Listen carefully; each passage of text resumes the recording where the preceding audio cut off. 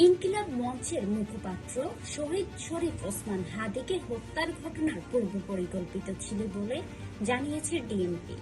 এই ঘটনায় এখন পর্যন্ত মোট 11 জনকে গ্রেফতার করা হয়েছে। তবে হত্যাকাণ্ডে মূল অভিযুক্ত আসামি দেশ ছেড়ে পালিয়েছেন। সহযোগিতায় ভারতে 2 জনকে গ্রেফতার করা হয়েছে।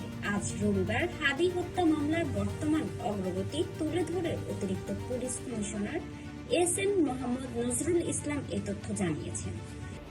পল্টন থানাস্থ বিজয়নগর বক্স কালভার্ট এলাকায় মোটরসাইকেল আরোহী দুর্বৃত্তের গুলিতে ইনকিলাব মঞ্চের মুখপাত্র জনাব শরীফ উসমান বিন হাদী গুলিবিদ্ধ হন।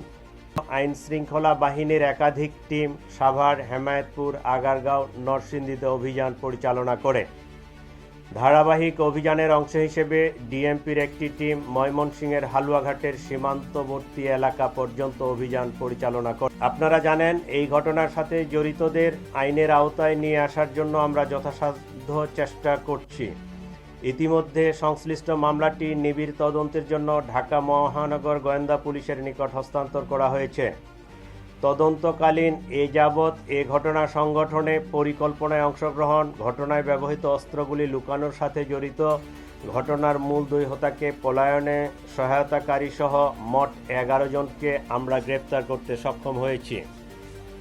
গ্রেফতারকৃতরা হলো হুমায়ুন কবির, ফয়সালের বাবা; হাসি বেগম, ফয়সালের মা; শাহেদা পারভিন সামিয়া, ফয়সালের স্ত্রী; ওয়াহিদ আহমেদ শিপু, ফয়সালের শ্যালক; মারিয়া আক্তার লিমা, তার বান্ধবী; মোহাম্মদ কবির, নুরুজ্জামান নোমানী ওরফে উজ্জ্বল, সিবিয়ন দিও, সঞ্জয় চিসিম, মোহাম্মদ আমিনুল ইসলাম রাজু, আব্দুল মান্নান।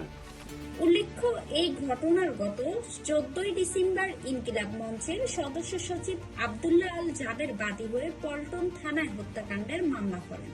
মামলায় অপরাধমূলক ষড়যন্ত্র, হত্যা চেষ্টা ও বিপজ্জনক অস্ত্র ব্যবহারের অভিযোগ আনা হয়। তবে হাদীর মৃত্যুর পর গত 20 ডিসেম্বর আদালতের আদেশে মামলার দণ্ডবিধির 302 ধারা হত্যা সংযোজনের আদেশ দেন ঢাকা মেট্রোপলিটন ম্যাজিস্ট্রেট সিদ্দিক আজাদ।